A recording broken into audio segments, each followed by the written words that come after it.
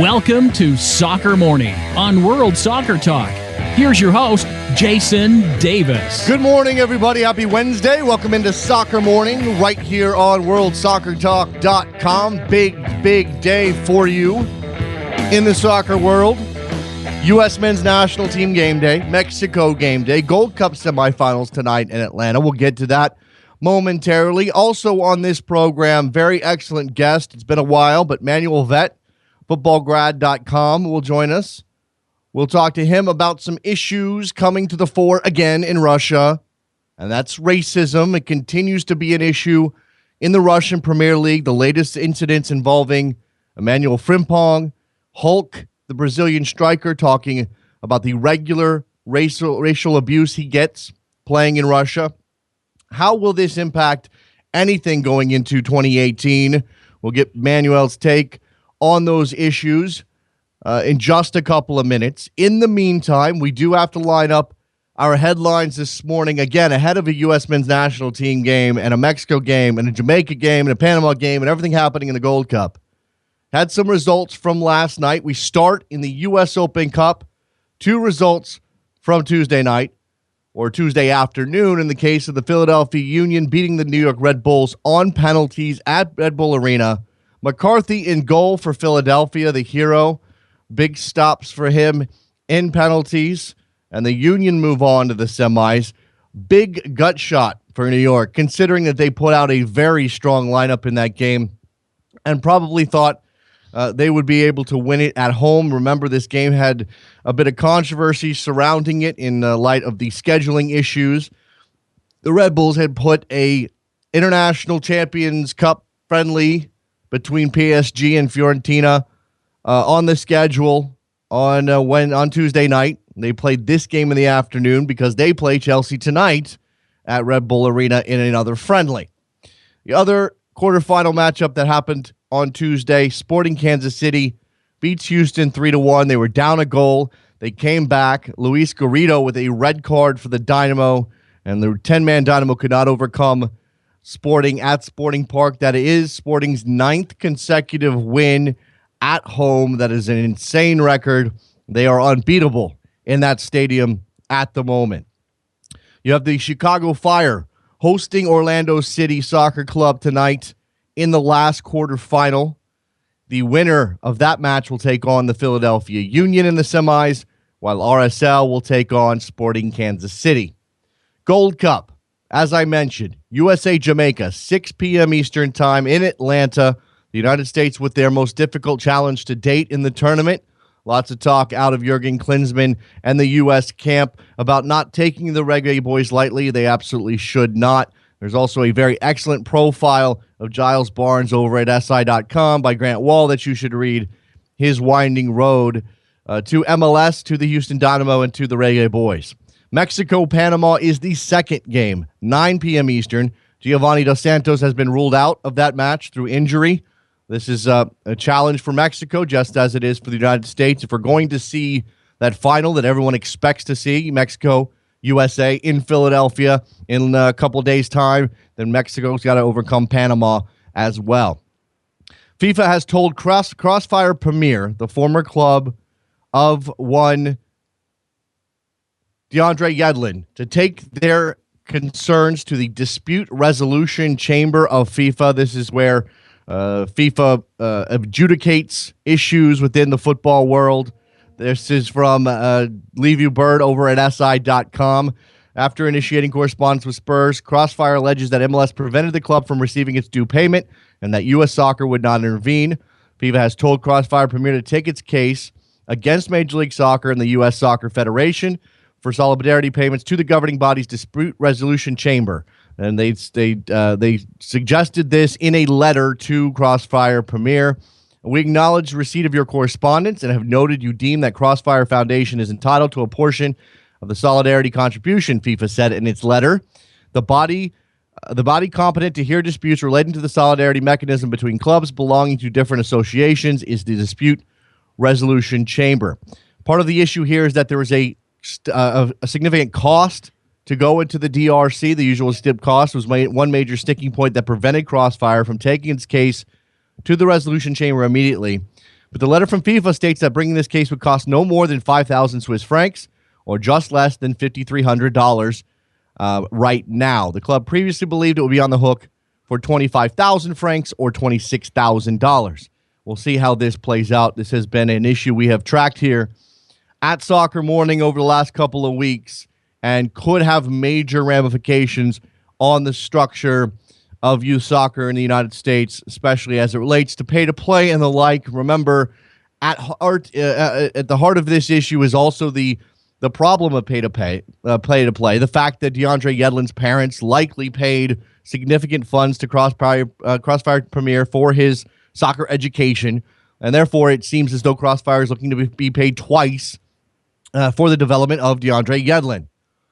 It's an interesting story that continues to develop, and we'll keep an eye on it as FIFA has told Crossfire to go to the resolution chamber. You had a couple of those International Champions Cup ICC things last night. Barcelona beating LA Galaxy 2-1 in front of 90-something thousand people at the Rose Bowl. No Neymar, no Messi, but Barcelona obviously still of immense quality.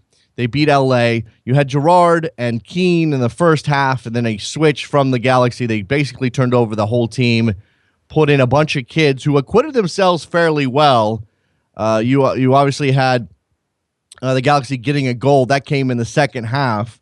Bradford Jamieson played relatively well.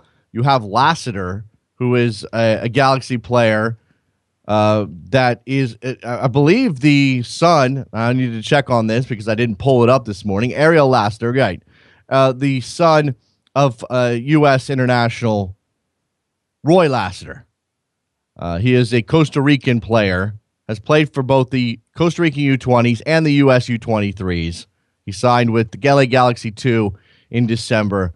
He's 20 years old, and a player to keep an eye on as he and several others of his teammates acquitted themselves fairly well. Lots of enthusiasm, not cowed by the moment, not cowed by the stage. Interesting fallout from the FIFA corruption probe.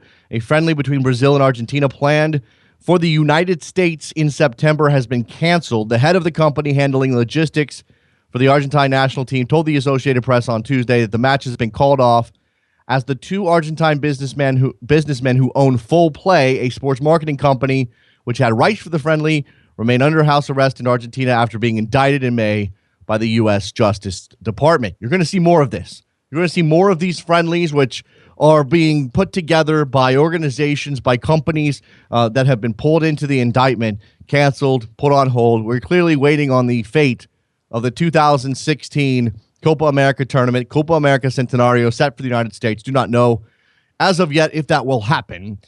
We will keep an eye on that one as well, and hopefully we get some news in the coming months. Let's take a break. When we come back, we'll talk to Manuel Veth from FutbolGrad.com about some of the issues plaguing Russia when it comes to racism. Emmanuel Frimpong on the end of it this time. Don't go anywhere. Soccer Morning, WorldSoccerTalk.com. You're talking too loud, but I can't hear you calling. This Saturday, Barcelona and Manchester United will play in front of a sold-out stadium of 68,000 fans in California. For those of you who, like me, won't be at the game, it'll be live on television. But for a different experience, I'd like to encourage you to watch the game on TV and then listen to me live on Rabble.tv at the same time. With Rabble.tv, here's how it works. After you tune into the broadcast on TV, press the mute button and then head on over to Rabble.tv to listen to me sharing my opinions and observations. With Rabble, you can listen to my broadcast on your desktop, through your iOS app, and now through your mobile browser. So far this summer, over 3,200 of you have listened to me on Rabblecast. If you haven't checked them out yet, this Saturday would be an ideal opportunity. Plus, you can join in too by posting your questions and observations in the comments section. With two of the biggest clubs in the world battling it out in Santa Clara, who will get the win? Find out this Saturday, July 25th at 4 p.m. Eastern with me on Rabble.tv.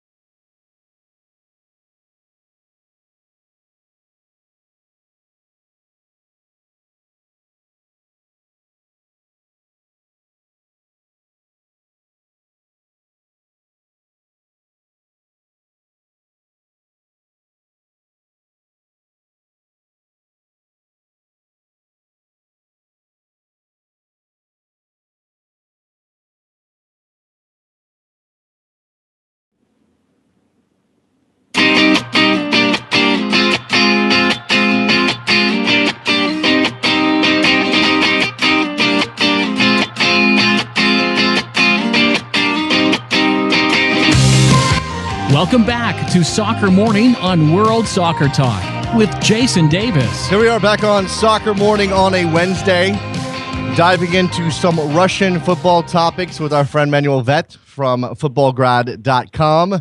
He's on the line with us now. You can follow him on Twitter at Homo Sovieticus. He is there talking about these issues.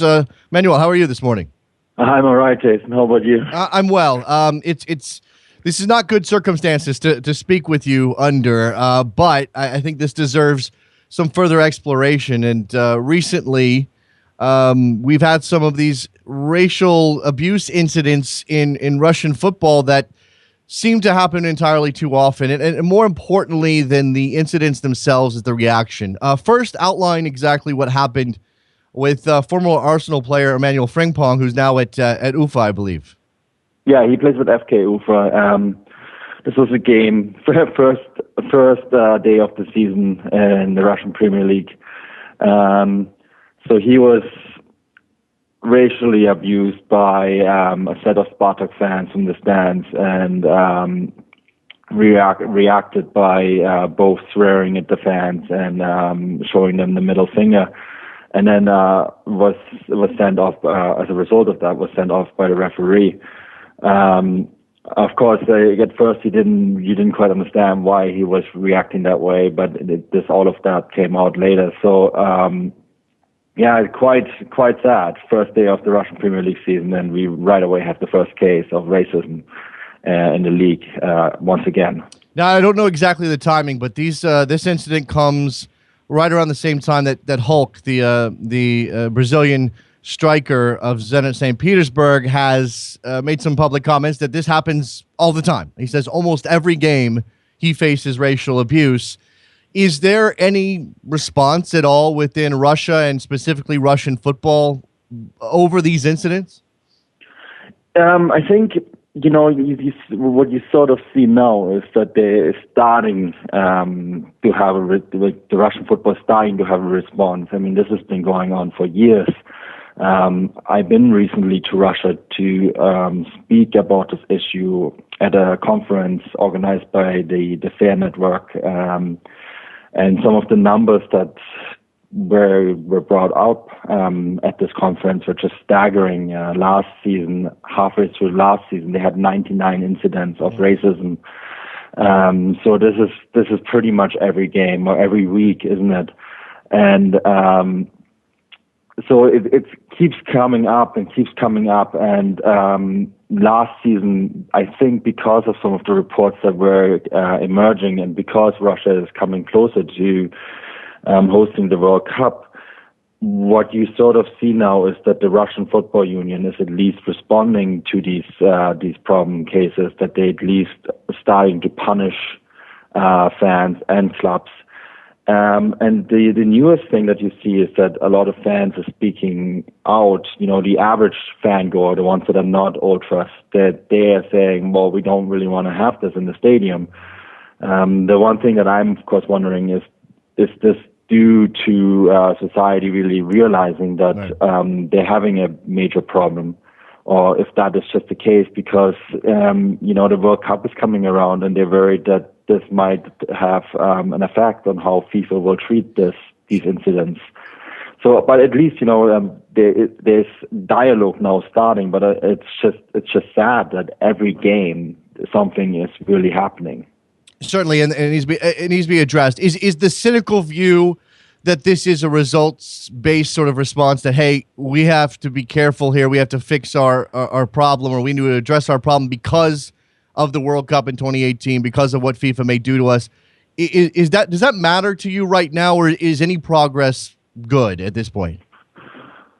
Yeah, it's difficult, right? Because I think a huge part of it is because of the World Cup. And I mean, on the one hand, yes, any kind of progress is good. The fact that people are acknowledging, hey, wait, well, there is something wrong with us. There is something wrong in how we treat foreigners playing in our league, playing football to entertain us, really.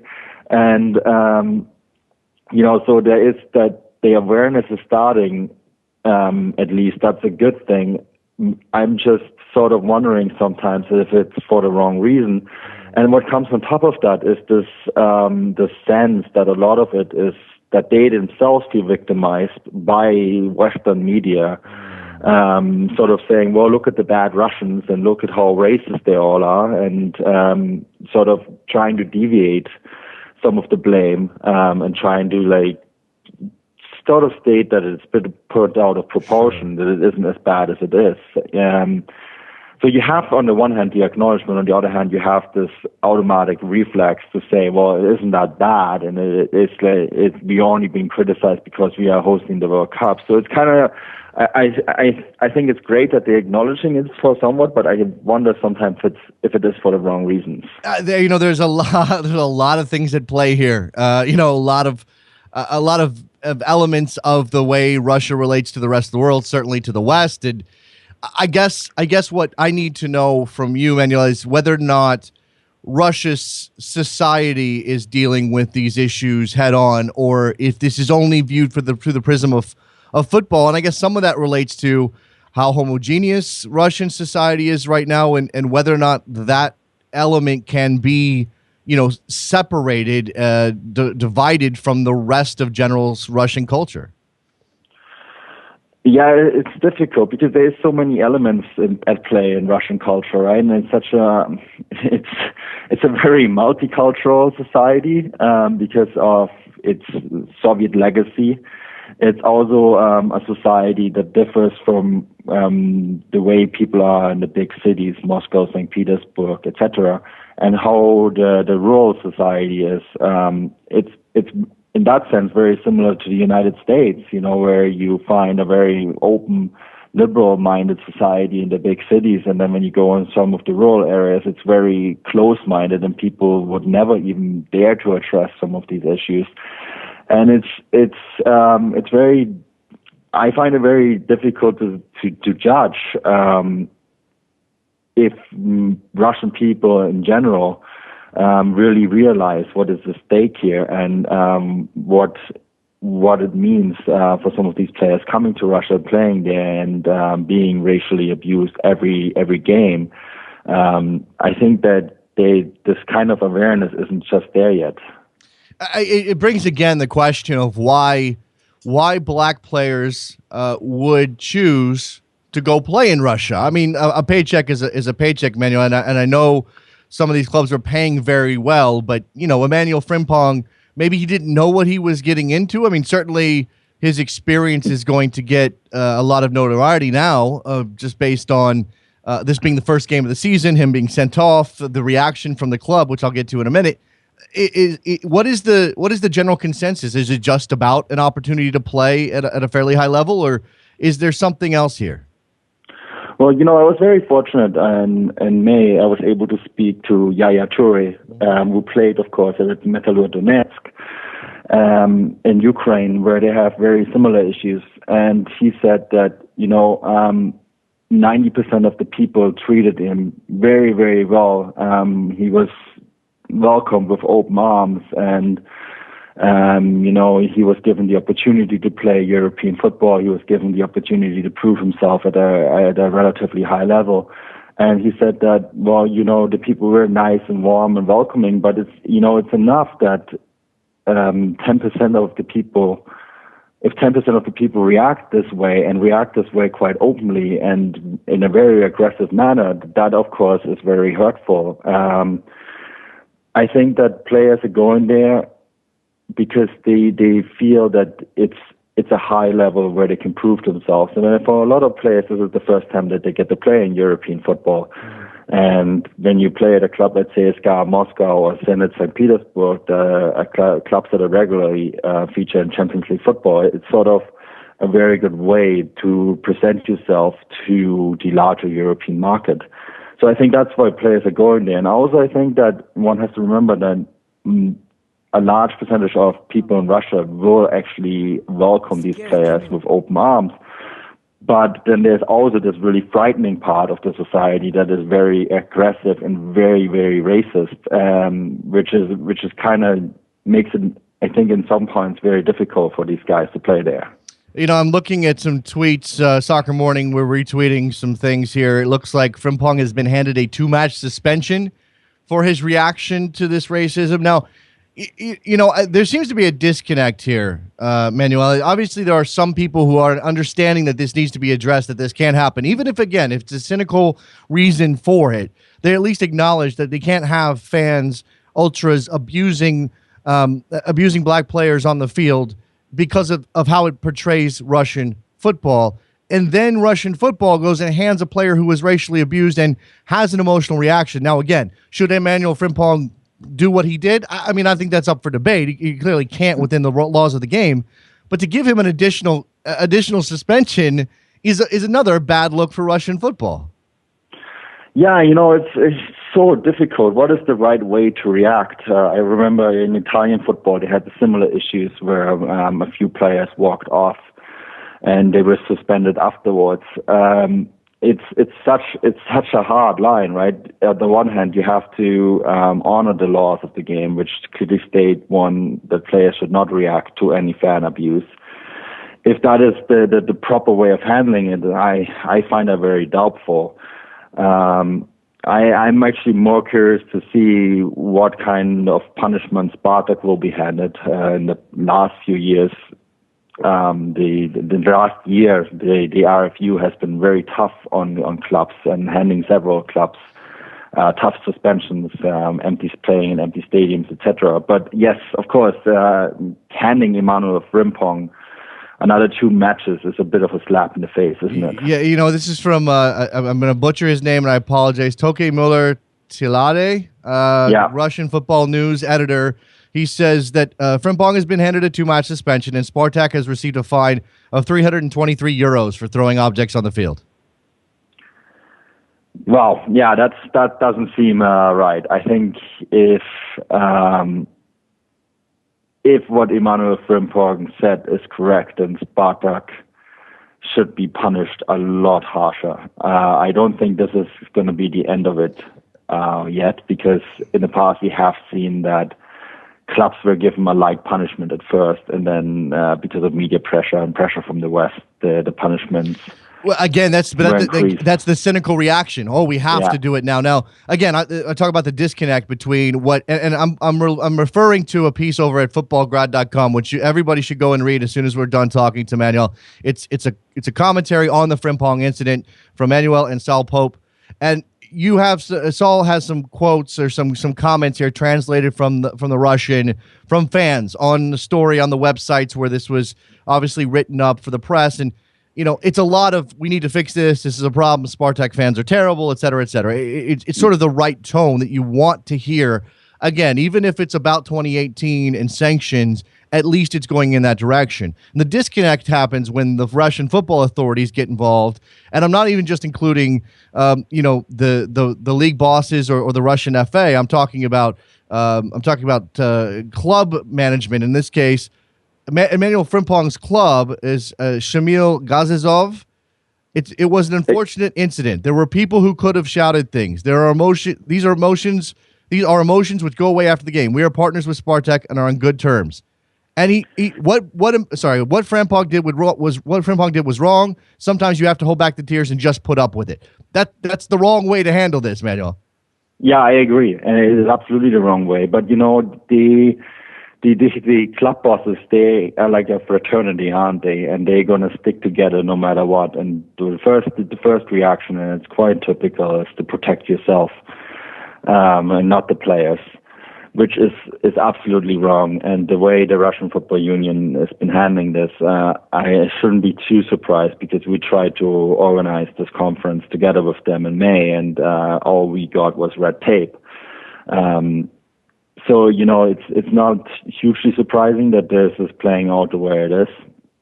But, I mean, on the other hand, there is not really on the other hand. It's just really unfortunate the way it plays out. Yeah, my friend, one of our listeners, Washington in New York, is asking about specific rules or laws within the Russian game to address racist behavior on the part of fans. Is there anything specific, or are they only subject to the same laws and rules that all of UEFA is subject to? They're subject to the same laws and rules that UEFA UEFA rules. Yeah, so that's basically they have whole pamphlets and everything stating that they don't want to see any of this behavior. I mean, saying that is one thing; acting on it is a complete different matter, isn't it? So, yeah, they are subject to these rules, and I've seen in the past that UEFA then actually went out and punished these clubs subsequently. So, as I said, I don't think we've seen the end of this at all yet. Yeah, I can imagine that UEFA will have something to say about this. But again, now we come to the crux of the matter for a lot of these Russian fans, and it's the issues of these incidents as they may relate to 2018.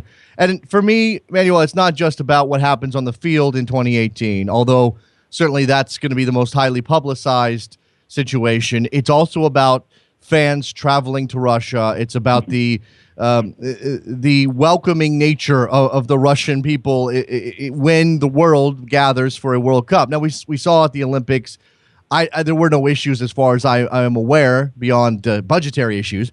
Is there a reason to be fearful? I mean, if we're talking about African Americans or African fans themselves from Nigeria and Ghana, is there any concern for them traveling to Russia in 2018? I can understand if you were wary to go to Russia 2018. I would totally understand it. But at the same time, I believe that Russia will show itself from the best side. They will do whatever it takes to make sure that nothing will happen. So I think it will be safe to go. But that's, of course, despite the point, isn't it? Because these issues are going on now. And the thing is to fix it, not just so people can go safely to the World Cup, but also to just make sure that these things don't happen anymore, period. That Russian society really is able to clean its act up, not just to show a good face to the West, but just to actually improve as a society in general. And I think that is really the most important aspect. Well, we know that's not going to happen in 3 years' time. So, I guess what we need to see, or what the rest of the world will be looking to see here, is, again, not just addressing the issues on the field, although that's step one, and let's be a little bit more heavy-handed with our punishments when it comes to these things, but also some progress in that direction. We understand that Sepp Blatter's notion of FIFA is that it can be a positive force of change in the world, and I guess what we come to then is whether or not this tournament can be a positive force for change in Russia as it relates to this racial abuse and sort of the some of the hate that comes out of certain segments of Russian society. Well, I hope it's gonna, even if it's for the wrong reason, just to basically prove to the rest of the world that they have a friendly, open society, even if it's just for that. If that is all the World Cup legacy is, then that is a huge step forward. But as you said, it's in 3 years' time, and to clean up something that is so ingrained in 3 years, it seems almost impossible. So I think what is going to happen is that there will be this really positive face that we'll see from the Russian people. And as I said before, 90% of Russian people are completely open, warm, friendly people that do not feel the same way than a lot of these ultras, racist ultras feel that go to stadiums. But of course, 10% is enough, right? And these 10% are so vocal and so aggressive that they make it difficult for people of color, black people, to go to games right now, and that is something that needs to be addressed quite heavily. So if the World Cup's legacy is just that's fantastic, but I just don't think 3 years is going to be enough time to address this issue. Let's turn to the preparations for 2018 in a more general sense, Manuel. There's obviously there's been some hand-wringing over Russia's getting this tournament. If there's a positive result out of it, then I suppose we can all look back and say, hey, that was fine. Certainly a lot more focus on Qatar and some of the issues there, and some of those issues are of more importance than what's going on in Russia. But we have the specter of racism hanging over Russia, and the specter of the budget and how much money is actually being spent on preparations.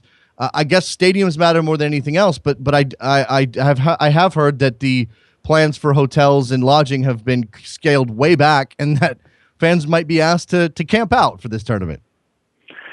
Yeah, this is going to be interesting to follow because the ruble crisis, of course, has made it a bit more difficult for Russia to budget this tournament. And the reaction was they scaled back a couple of stadiums, which FIFA supported, but they also scaled back the budget, which means that, of course, they're going to not do some investments into infrastructure, especially in some of the smaller cities. I think when you go to Moscow or St. Petersburg, it should be fine. It's not going to be great because Russia is not exactly the prime tourism destination.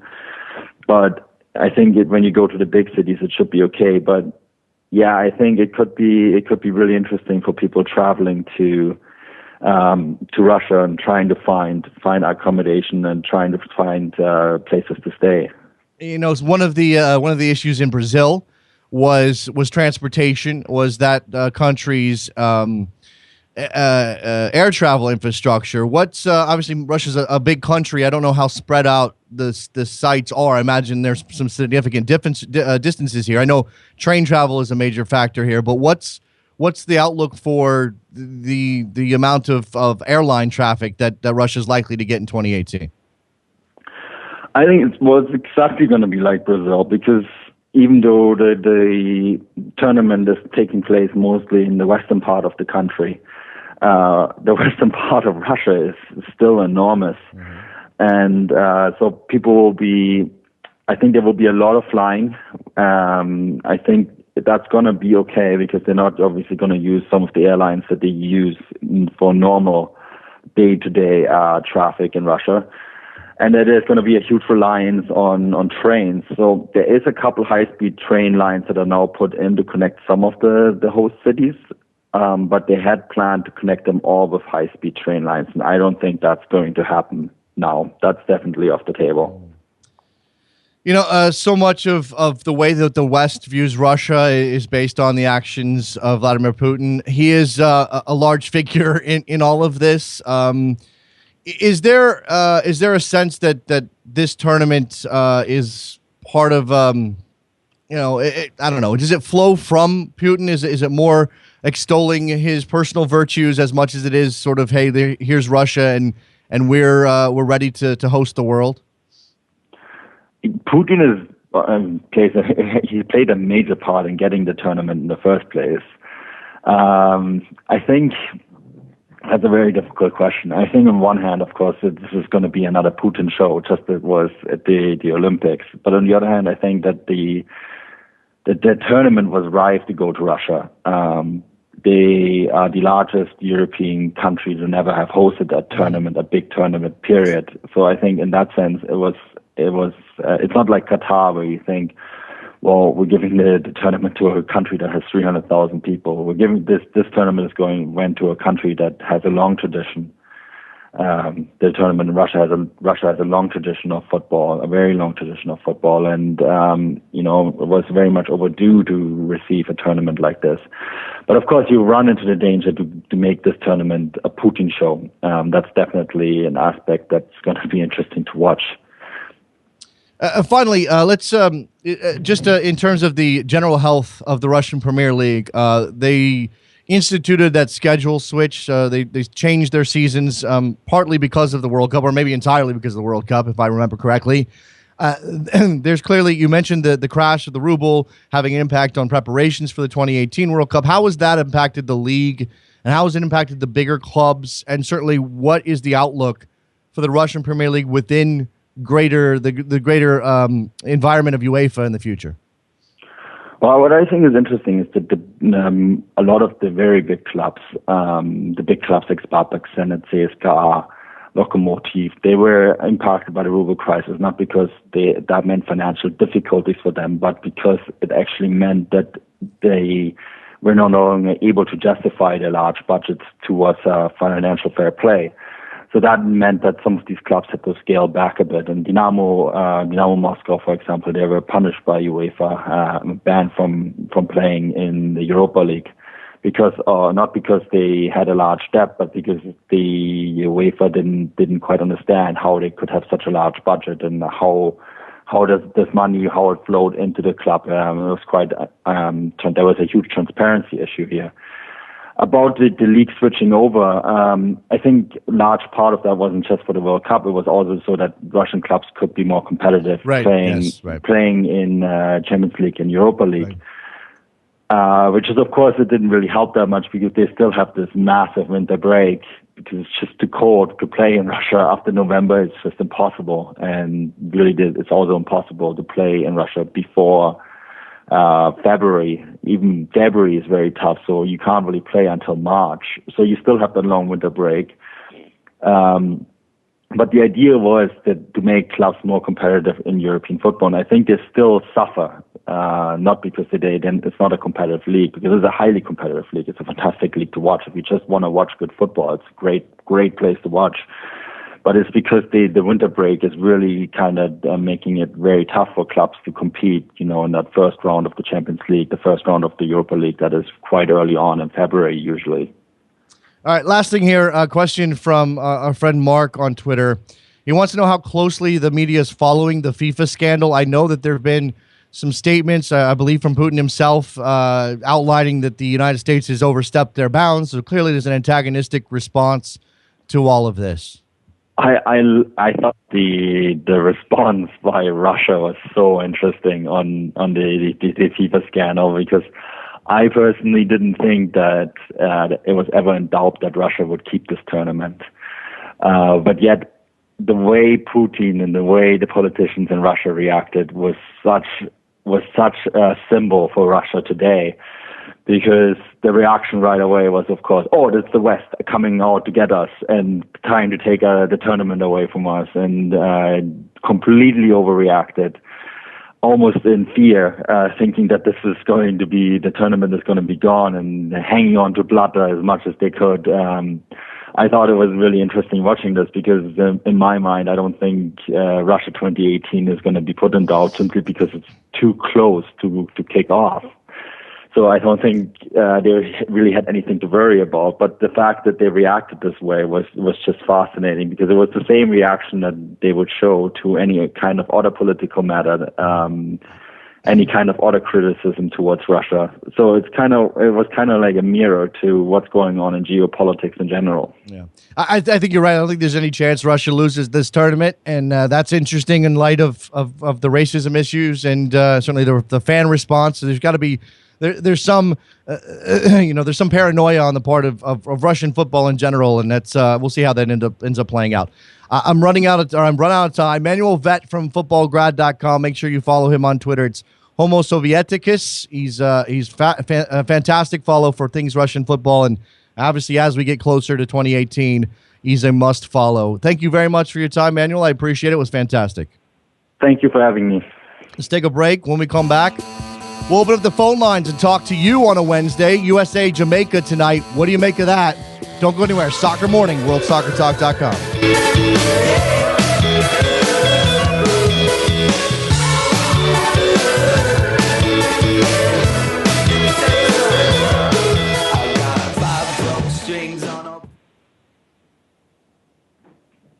This Saturday, Barcelona and Manchester United will play in front of a sold-out stadium of 68,000 fans in California.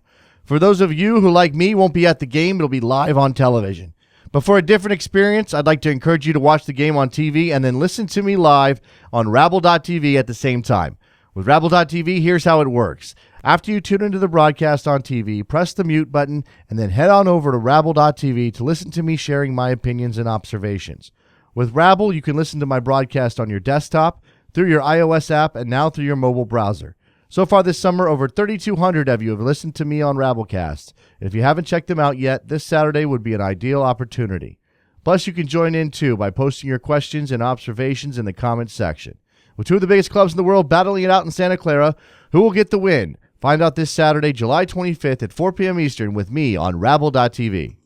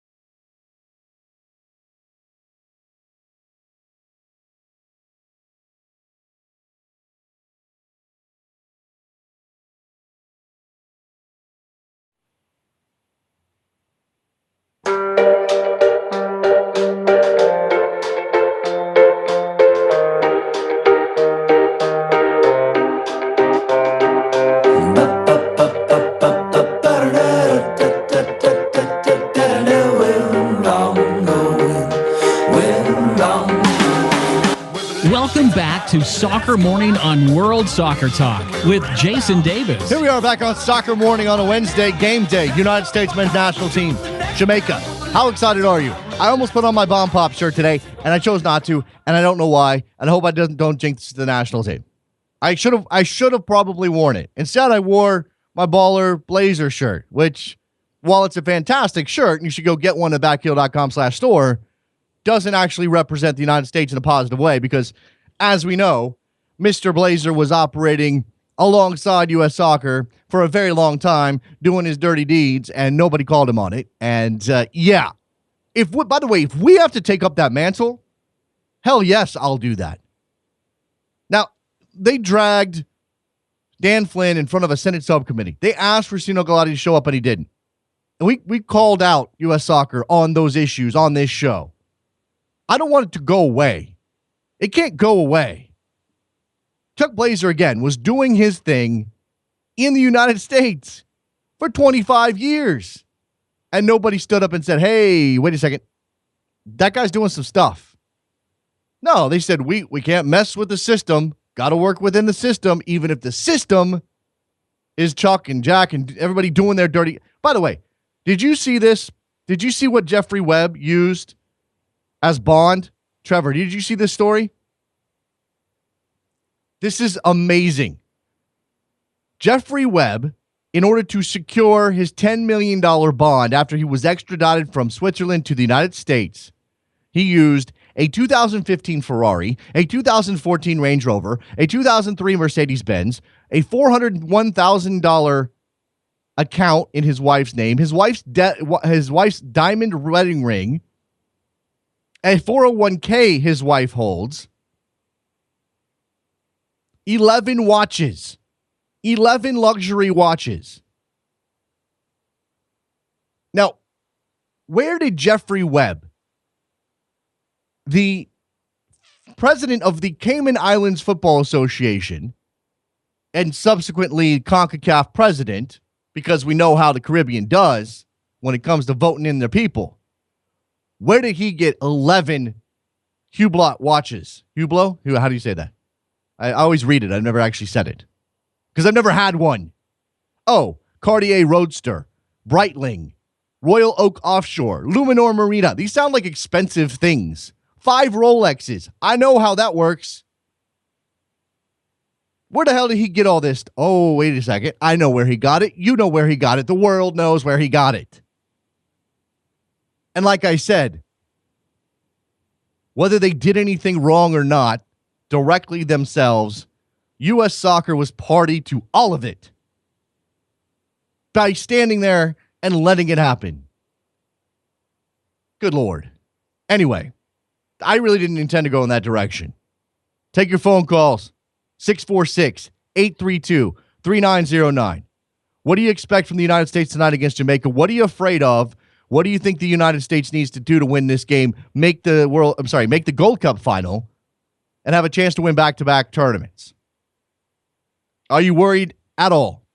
What kind of lineup do you want to see from the United States and Jurgen Klinsmann? Because they crushed Cuba. Cuba is not a measuring stick of anything. Excuse me. Beating Cuba 6-0 means very little as it relates to beating a quality team like Jamaica. Now, at least they didn't have to go 120 minutes like Mexico did. Now, Panama did too, so that game could be pretty slow in Atlanta. I know they're playing indoors, but travel apparently a big problem. Travel for both Panama and Mexico. Both of those teams very upset about travel. Very, very upset about the travel. Damn, travel. Let's go back just quickly. The issues of the racism in Russian football. The continuing efforts to address those issues. Make sure you read, seriously, the piece by Saul Pope and Manuel Veth at FutbolGrad.com. FutbolGrad.com. That's the Russian football website that they run. It's a fantastic website. Gives you insight into what's going on here. Manuel talks about that event that he hosted in Russia on these issues with the Fair Network in Moscow. There is those translated comments I mentioned from various websites after the Frimpong incident. And I also would highly suggest you go read Mariti Marungi at fusion.net, the soccer gods website. The soccer world continues to condone Russia's racism, which he posted yesterday. Because this is not going to go away. And what we need to do as a soccer viewing public is make sure it doesn't go away. Yes, sure, we should talk about Qatar. We should talk about those continuing issues of the labor force there and the fact that it's 120 degrees in the summer and the fact that they're creating a city out of nothing to host the World Cup and they're spending all this money on stadiums. They have 300,000 people in the entire country and you can't drink there and all of those things. Mainly the labor stuff. Mainly the indentured servitude. Mainly the kafala system. People dying. Maybe that. But at the same time, we should not forget about the issues in Russia. They may not be directly about people dying, but they absolutely are egregious and need to be talked about. The more pressure that's placed on Russia, the more likely they are to respond with some actual steps. And again, this morning, word is Emmanuel Frimpong has been given a 2-game suspension, and the Spartak fans, or the Spartak, the club, has been fined roughly 300 euros. For their fans throwing stuff on the field. No mention of racism at all in the statement about their punishment. Tell me that's not a ridiculous set of circumstances. 646-832-3909 is your phone number. Jump in here. Talk to me about the U.S. men's national team. Talk to me about what you see out of Jamaica tonight. Talk to me about Mexico. Talk to me about how you think Mexico will do against a better squad in Panama. Maybe not better than Costa Rica on paper, but certainly they've played better in this tournament. They've been more competitive in this tournament. They will give Mexico a challenge. I think all of the talking before the match means very little. Giovanni Dos Santos ruled out, by the way. Although you wonder if that's really an issue for Mexico the way that they've been playing. Does he really make a difference? He's a bit of a luxury player at this point almost. Meanwhile, by the way, his brother has been really, really good in the middle of midfield. As for the United States, Clint Dempsey leading the charge. He is the guy pulling them along. I imagine Aaron Johansson is the starter alongside him. They played well enough against Cuba that should be your striker pairing, if only because you haven't seen a lot of it out of anybody else. I expect Giassi Zardes to start in midfield because if you have 2 strikers already outlined, and again, I guess you can move Dempsey around. Move him and drop him into midfield and start Giassi Zardes alongside Aaron Johansson, and now you've got Dempsey in the hole, but now you've got to cover that space and you got to create some defensive stability. Can you play Bradley and Beckerman in a game where you have Dempsey in the hole? 4-2-3, nope, can't do that. You have to play a 4-man back line. You don't want to get overrun in midfield. You certainly don't want Jamaica to be able to bypass your midfield quickly. You're going to have to clog some of those lanes. You're going to have to get people in the way of Jamaica. Ray Orozco on Twitter's got the United States winning 3-1. Big game from Dempsey and Bradley. Those are the 2 guys you want to step up. Those are the 2 guys you need to see step up. Clint Dempsey's done that. He's leading the tournament in goals. Now, I know 3 of them came against Cuba. 3 of them came against Cuba, but he's leading the tournament in goals. He's playing well. Michael Bradley, just a little bit up and down, but solid. This is what I think you desperately need in a game that matters against a quality opponent. Game you have to win. Clint Dempsey up top. Michael Bradley in the midfield. Preferably not in the hole, playing a little bit deeper. Kyle Beckerman behind him. We know they're going to start. Klinsmann will start Brad Guzan in goal.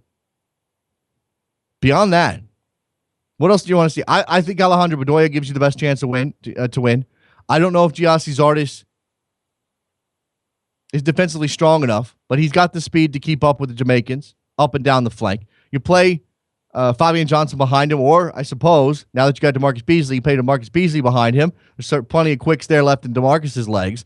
Then you on the other side there you put Fabian Johnson at right back. shore up that side of the field. Bedoya and Johnson together on the right side actually sounds pretty damn good to me. Now, what do you play in the middle?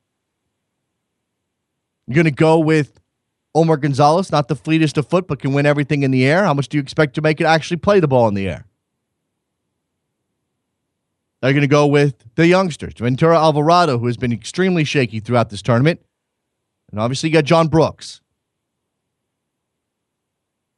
Do you expect Klinsmann to go with Alvarado and Brooks? And how much does that scare you? Nobody's got any thought. You guys are all just locked up, fearful of this match right now. 646-832-3909. Or maybe you're taking in all of that serious, important information we just got out of Manuel Veth, which was fantastic stuff, by the way.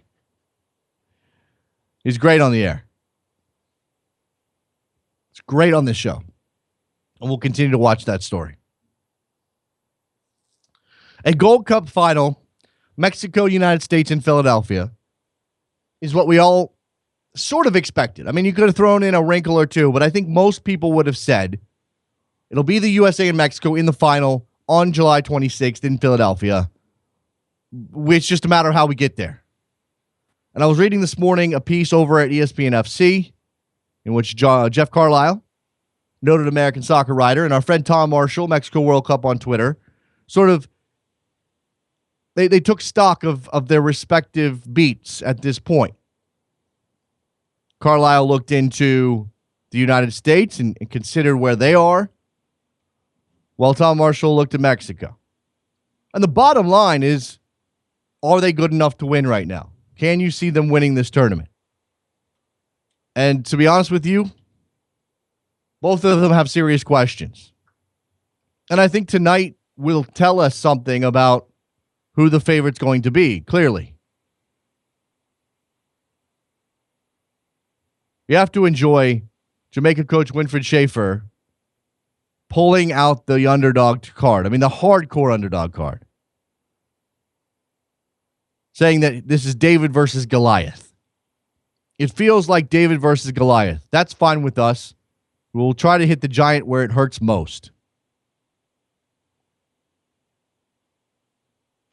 Is it really that big of a gap?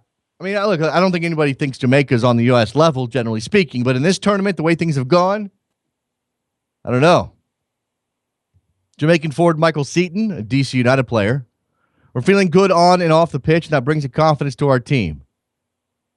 And then Michael Bradley said, we know Jamaica well. They have a unique blend of organization and discipline and also athleticism.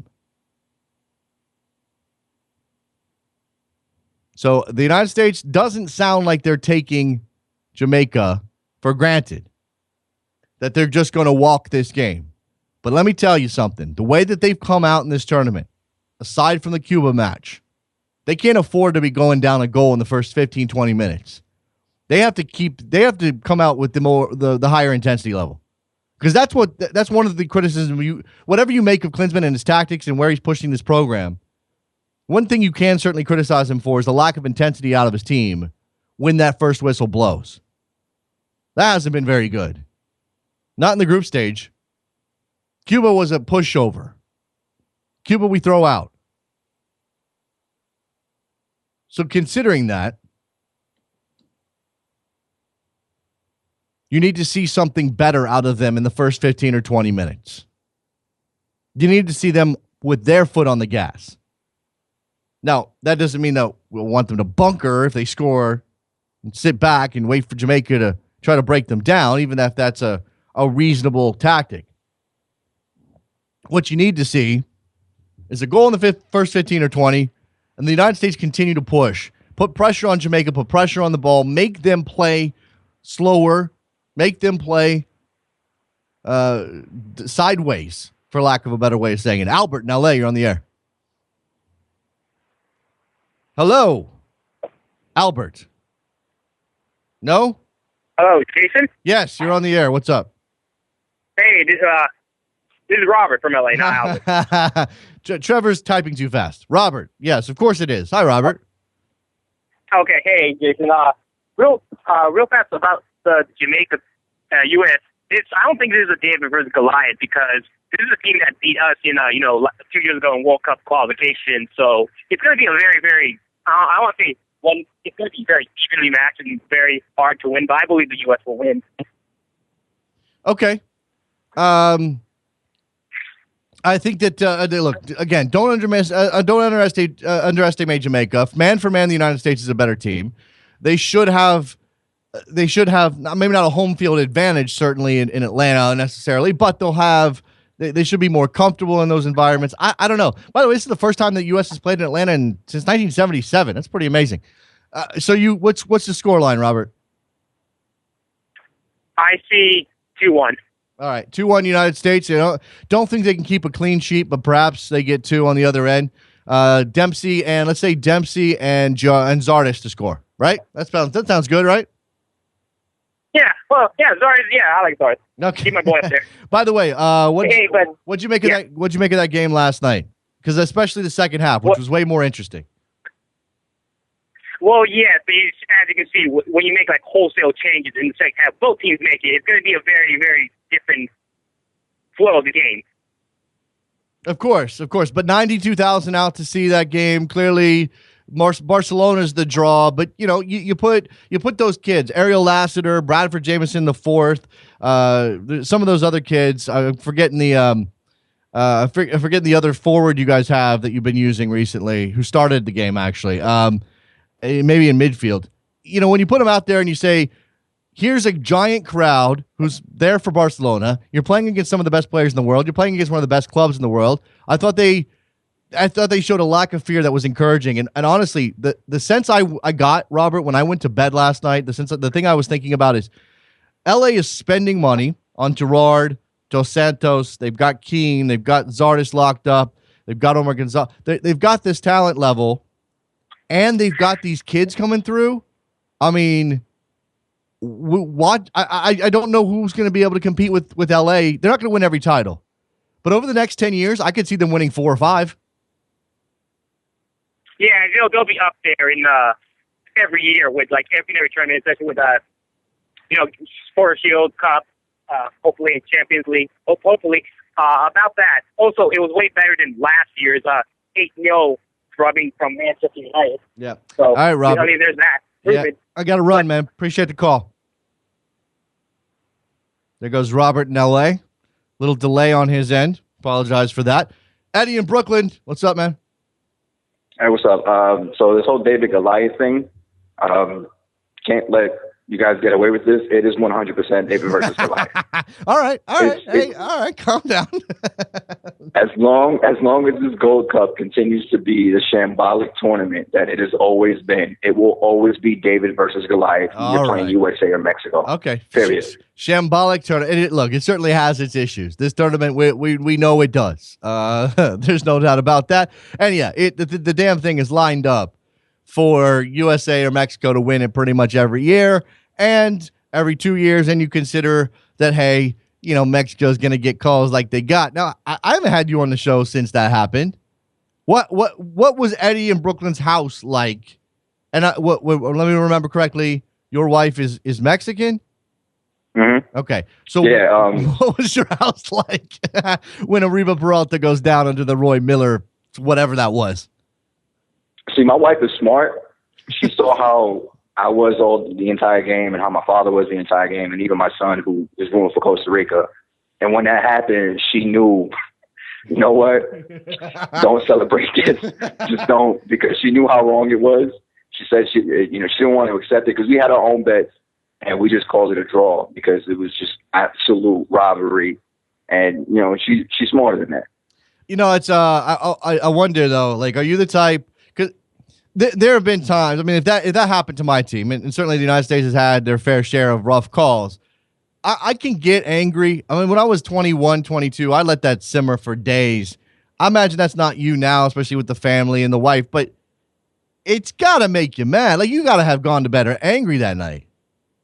No, actually, surprisingly, my friends were angrier for me, like my American friends. They were angry for I let it go after the final whistle, because I just looked at my father, and everybody who knows me, everybody who follows me knows how I feel about Gold Cup.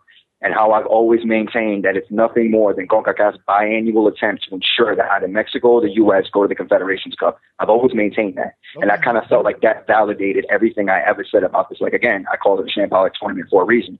So I looked at my dad. I said, are you surprised? Did you expect anything else? It wasn't disgraceful. It wasn't robbery, really. It was inevitable because this Gold Cup. Yeah, ultimately it was par for the course, right? Basically. It's rough. What else you got to share today, Eddie? Not much. The ironic part is that I have to analyze the rest of this damn tournament, and I have to analyze U.S. and Mexico specifically. So it's kind of like my manager's just rubbing it in on me a little bit, but that's what it is, man. I just want to see if against all odds, Mexico and the U.S. can make the final. The magic of the Gold Cup. That's such good sarcasm. Eddie, appreciate the call, man. I'm out. There you go. All right. 646-832-3909. Last call for phone calls. It's been a weird morning. Trevor's had some interesting things happen on the line. We'll see exactly what happens tonight in the Gold Cup semifinals. It's the United States and Costa Rica. I'm sorry, it's the United States and Mexico going to try to get into the final again. As Eddie said, maybe the whole thing's set up to do that. It certainly seems that way sometimes. The referees are on their side. The fans are on their side for the most part. The travel is none too kind to smaller nations. I guess it is David and Goliath. I guess it is. Jamaica is David. They're going to be trying to sling that rock, and it's up to the United States not to let it hit him in the forehead, knock him down, or wherever that rock hit him, wherever that thing hit him. All right. Things have slowed down here. Excellent show. Thank you very much to Manuel Veth. Go read his stuff at FutbolGrad.com. Not just the stuff about racism in Russia, also in football in general. There's some very good insight over there on the growth of that league, the continuing development of that league. They are under under pressure because of the dropping ruble. Vladimir Putin obviously is a major figure in this World Cup saga. So the work done at FutbolGrad.com will give you some insight into all of these various issues. I'm just checking out Twitter here. Apparently, I'm being called the Paul Feinbaum of soccer, which is a very scary thing. Indeed, I don't think I am. I hope I never become that. But, these things happen. All right. Thank you very much for listening, guys. Go to backheel.com/store to buy yourself a Soccer Morning mug. They're lovely. I've got one right here, as a matter of fact. It's quite the thing, and you can go to backheel.com/store to buy a t-shirt. This one is real cool. It's the Baller Blazer t-shirt. And that's it. I think we're out on a Wednesday. Go USA. I guess go Mexico, because that'll be the most fun final. And we'll see you tomorrow. Deal with the aftermath then. Later. Tell me why the hell no one is here. Tell me what to do to make it all feel better.